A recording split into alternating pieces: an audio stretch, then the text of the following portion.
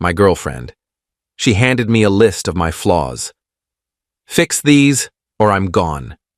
The first line said, "Your existence is embarrassing." I folded the paper carefully. Fair enough. I packed her things into labeled boxes. I changed the Wi-Fi password, and that's when she noticed what was missing from the apartment. I'm 35, been in a relationship for 2 years, and I just learned that some people mistake kindness for weakness until it's too late to apologize.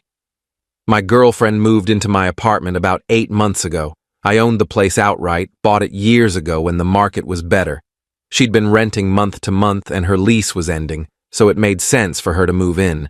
Save money, spend more time together, see if we were compatible long-term, standard relationship progression.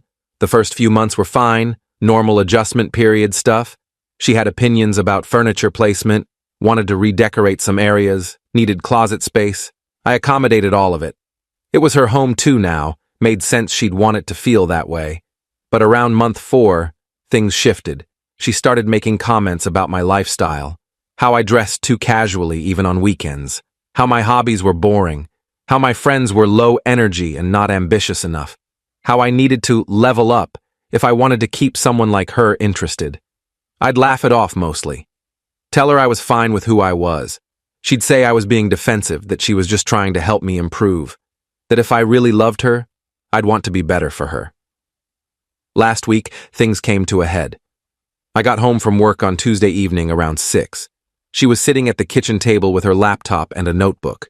Very deliberate setup, like she'd been waiting for me. "We need to talk." I set down my bag. "Okay, what's up?" "I've been thinking a lot about our relationship, about where it's going, about whether this is working." My stomach dropped a bit, but I kept my expression neutral. "All right, what have you concluded?" "I think it can work, but you need to make some changes, significant changes." "Like what?" She slid a piece of paper across the table. I made a list. "These are the things that bother me, the things you need to fix if you want this relationship to continue." I picked up the paper. It was typed, printed out, formatted with bullet points, professional looking, like a performance review at work. The first line said, "Your existence is embarrassing." I read it 3 times to make sure I wasn't misunderstanding. Then I kept reading. "You dress like you don't care about yourself. You need a complete wardrobe overhaul. Your hobbies are childish. Gaming and reading sci-fi books at 35 is pathetic. Your friends are losers. You need to network with more successful people. You're too passive. You never take charge or make decisions without asking my opinion first. You're not ambitious enough. You've been at the same job for 5 years. That shows lack of drive." There were 14 more items, each one carefully articulated, each one designed to cut.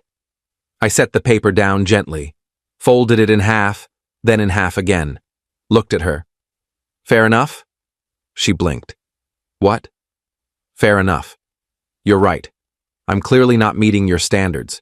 You should leave." "That's not what I said. I said you need to fix these things. And I'm saying no. These aren't things that need fixing. These are fundamental parts of who I am. If my existence embarrasses you, you shouldn't be with me. You're being dramatic. I'm trying to help you. By telling me my existence is embarrassing, that's help? It's honest. I'm being honest with you about what I need in a partner. Okay. And I'm being honest with you that I'm not interested in becoming someone else to keep you happy. So you should probably start packing." She looked shocked, like she'd expected me to apologize and promise to change. "You're breaking up with me over this?" "No. You're breaking up with me. You just handed me a list of reasons why I'm not good enough. I'm accepting your assessment and letting you go find someone who meets your standards." "That's not what I meant." "Then what did you mean? Be specific." She fumbled for words. "I meant, I need you to try harder, to show me you care enough to improve. Improve according to your metrics. Become who you want me to be instead of who I am. That's how relationships work. People compromise." "Compromise, sure. Complete personality overhaul? No. Those are different things. So you're just giving up? You're not going to fight for us? Fight for us? You just told me my existence is embarrassing. What exactly am I fighting for? The privilege of being with someone who fundamentally doesn't respect me? She started crying. You're twisting my words. I do respect you. I just think you could be better. Better by whose standard? Yours, not mine. I'm fine with who I am. If you're not, that's a you problem, not a me problem. I stood up, went to the bedroom, started pulling out suitcases from the closet. She followed me. What are you doing? Helping you pack. You said you'd leave if I didn't fix these things. I'm not fixing them. So logically, you're leaving. Stop. Just stop. Let's talk about this. We did talk about it. You made your position clear. I'm making mine clear. There's nothing left to discuss. I spent the next hour methodically packing her things. She alternated between crying, arguing, and sitting in stunned silence. I stayed calm, efficient, focused on the task. Her clothes, her toiletries, her decorations. Everything that was hers went into boxes and suitcases. She kept saying I was overreacting, that she didn't actually want to leave, that she was just trying to communicate her needs. I didn't argue, just kept packing. Update 1 by 9 p.m., most of her stuff was packed. I'd labeled each box with its contents, bedroom items, kitchen items, living room decorations, bathroom supplies, very organized, very thorough. She was sitting on the couch, mascara streaked, phone in hand. Where am I supposed to go? I don't have anywhere lined up. You can stay with friends tonight, or get a hotel, but you're not staying here. This is my home too. No, it's my apartment. You moved in 8 months ago. Your name's not on the lease or the deed. And you just told me you find my existence embarrassing. People who find me embarrassing don't live in my home. You're being cruel. I'm being clear. There's a difference. You set the terms. You said fix these things or you're gone. I said I'm not fixing them, so you're gone. Those were your rules, not mine. I didn't think you'd actually choose to lose me over this. You didn't think I'd have enough self-respect to not tolerate being insulted in my own home. You miscalculated. Her phone rang. One of her friends. She answered, started crying again, explained the situation in a way that made me sound unreasonable. I heard the friend's tinny voice through the speaker, supportive and outraged on her behalf. She hung up. I can stay with her tonight, but this is insane. You're throwing away 2 years over one argument. This wasn't an argument. This was you presenting an ultimatum based on fundamental disrespect. I'm just accepting your terms. She left around 10 p.m., took 2 suitcases and her laptop, said she'd come back for the rest tomorrow. I said fine, but text first. After she left, I sat in the silence of my apartment. It felt bigger, emptier, but also lighter. I opened my laptop and changed the Wi-Fi password, changed the passwords to all my streaming accounts. She'd been using them, which was fine when she lived here. Not anymore. Then I noticed something else. The spare key I'd given her was still on her keychain. She'd left with it. I made a note to change the locks tomorrow. Update 2. She texted me around 11 p.m. I can't connect to the Wi-Fi. What's the password? I didn't respond. She called. I didn't answer. She texted again. Seriously? You changed the password? That's so petty. Me. You don't live here anymore. You don't need the password. Her. I still have things there.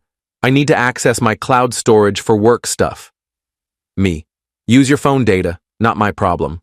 Her. This is ridiculous. You're acting like a child. Me. I'm acting like someone who doesn't provide services to people who find their existence embarrassing. Come get your boxes tomorrow. She sent 5 more texts. I muted the conversation. Wednesday morning, I called a locksmith. Had the locks changed by noon. Cost me $200, but worth it for the peace of mind. She texted around 1 p.m. I'm coming by after work to get my stuff, around 6. Me. I'll have it ready by the door. Your key won't work anymore. Change the locks. Her. Are you serious? Me. Completely. See you at 6. I spent the afternoon moving all her boxes to the entryway, stacked them neatly. Everything labeled, nothing missing. I even included a box of things I wasn't sure were hers but might be. Better to over-include than have her coming back multiple times. At 6 p.m. sharp, there was a knock. I opened the door. She was there with her friend, the one she'd stayed with last night. The friend gave me a death glare. "All your stuff's right here," I said, gesturing to the boxes. She looked at the stacked boxes, at the new lock on the door, at me. "Can I come in?" "No. I want to talk." "We've talked. There's nothing left to say." "Please, just 5 minutes." "No. Take your things. Leave." The friend jumped in. "You're a real piece of work, you know that? She tries to help you improve yourself, and this is how you treat her?" "She told me my existence is embarrassing. How would you react to that?" "She was being honest. She was trying to help you be better." "Better by whose standard?" "Hers, not mine. I don't need help being who I am." "You're impossibly stubborn." "I'm fine with that. You can both leave now. Take the boxes." They made 3 trips to get everything down to her friend's car. I stood in the doorway watching, making sure nothing got left behind. On the last trip, she stopped in front of me. "I didn't mean it the way you took it." "Yes, you did. You meant exactly what you wrote. You just didn't expect me to have a backbone about it." "I thought you loved me." "I did. Past tense. You killed that when you handed me that list." People who love each other work through things. People who love each other don't tell each other their existence is embarrassing. That's not love. That's contempt. She started crying again. "I'm sorry. Okay? I'm sorry. I shouldn't have worded it that way." "You shouldn't have thought it that way. The wording isn't the problem. The attitude is. Can we start over? Pretend this didn't happen?" "No. Because it did happen, and it showed me who you really are." "Who am I, according to you?" "Someone who thinks love is conditional on me meeting arbitrary standards. Someone who thinks they can treat people like projects. Someone I don't want in my life anymore." Her friend pulled her away. "Come on, he's not worth it." They left. I closed the door, locked it with my shiny new lock, sat on my couch in my quiet apartment, and felt nothing except relief. Update 3 Thursday, I got a text from her mom. "I heard what happened. This seems like a misunderstanding. Can you call me?" I debated responding. Her mom had always been kind to me, but I also knew this was probably a mediation attempt. Me. "With respect, this is between your daughter and me. There's no misunderstanding. She was very clear about how she feels." Her mom. "She's devastated. She says she made a mistake, but you won't forgive her." Me. "She's devastated because there were consequences to her actions. That's not the same as being sorry." "She's sorry I didn't just accept her insults and comply." Her mom. "She loves you." Me. "She loves a version of me that doesn't exist, a version she thought she could create by tearing down who I actually am." That's not love. Her mom. "Please just talk to her." Me. "No, I'm sorry. But no." Her mom didn't respond after that. Friday, my girlfriend started posting on social media. Vague posts about narcissists and emotional abuse. About how sometimes you try to help someone and they punish you for it. How you can't save someone who doesn't want to be saved. Mutual friends started reaching out. Most were confused. A few had clearly heard her side only and thought I was the bad guy. A couple asked for my side of the story. I told them the truth, showed them a picture of the list. The "your existence is embarrassing" line. Watched their faces change as they rate it. "Oh, yeah, that's really harsh." Right. So when she says I'm punishing her for trying to help, understand that her help was telling me I'm fundamentally flawed and need to change who I am. Word spread. The narrative shifted. More people reached out to me privately. I had no idea. "She made it sound like you just snapped." That list is brutal.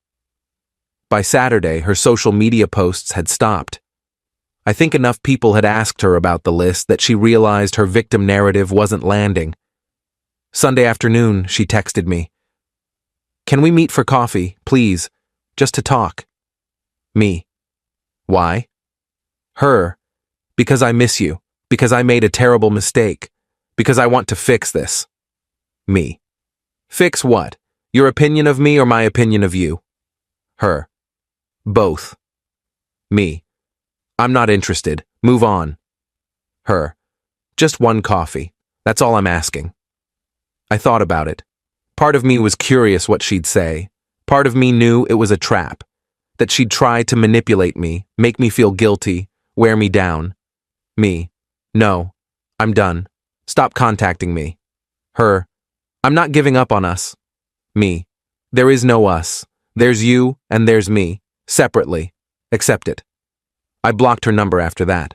Update 4. 2 weeks later, I ran into her at a coffee shop. Pure coincidence, I wasn't expecting her. She saw me first. Hey. I nodded, kept walking toward the counter to order. She followed. Can we talk? Just for a minute? I don't think that's a good idea. Please, I've been in therapy, working on myself, understanding why I did what I did. Good for you, genuinely, but that doesn't change anything between us. I want to apologize. Really apologize. I got my coffee, found a table in the corner. She sat across from me without being invited. I was projecting, she said. My ex used to criticize me constantly, told me I wasn't good enough. It messed with my head. When I got with you, you were so comfortable, so content with yourself. It bothered me because I could never be that way. So I tried to change you into someone more like my ex, someone ambitious and driven and never satisfied, because that's what I thought success looked like. Okay. I'm sorry. Really, genuinely sorry. That list was cruel. You didn't deserve it. You're a good person, and I tried to tear you down because I was insecure.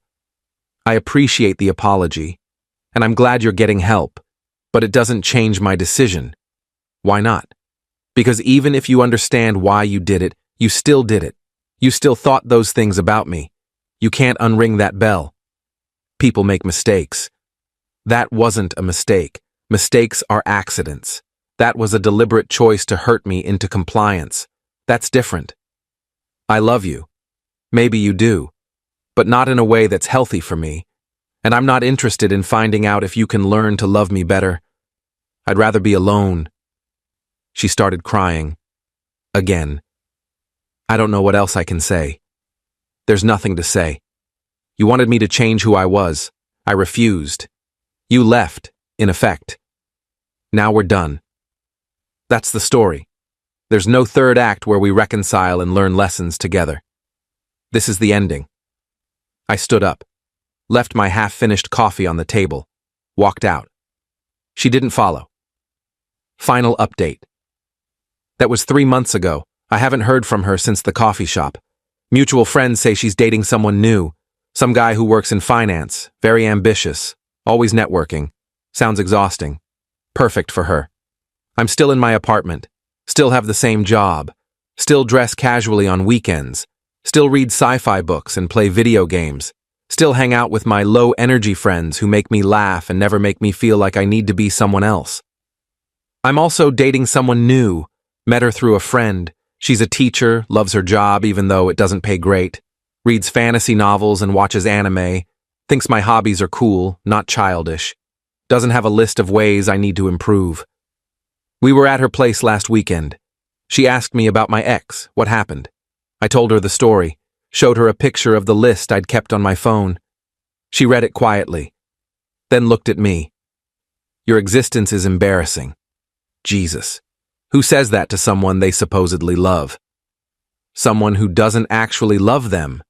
And you just packed her stuff? Changed the locks? Yep. That's the most ruthlessly calm breakup I've ever heard of. I wasn't calm. I was hurt. But I wasn't going to let her see me hurt. Wasn't going to give her the satisfaction of knowing she got to me. Did she? Get to you? For about a week. Then I realized I felt better without her than I ever did with her. That's when I knew I'd made the right call.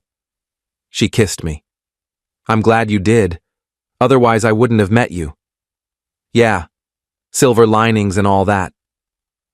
Last week, I got a message request on social media from my ex. I almost deleted it without reading. But curiosity won. I heard you're seeing someone. I hope she appreciates you more than I did. I really am sorry for how I treated you. You were right about everything. I wasn't in love with you. I was in love with the idea of molding someone into what I thought I wanted.